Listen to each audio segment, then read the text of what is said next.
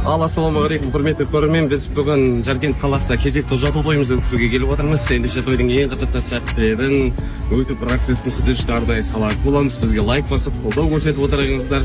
Біз бүгін толық командамызбен қызмет көрсететін тойымызды сіздер үшін арнайы ұсынатын боламыз. Ал қабыл алыңыздар.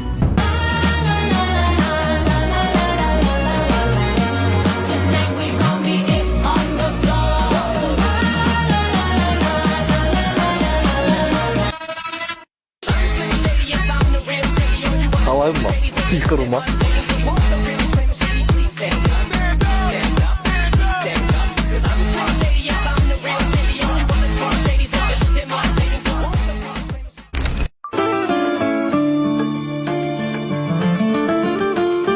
Аналық бақытқа бөлеген балапан қызым, жанымды еріткен құлақта тұр әлі үні. Жаратқан сыйлаған ешкімге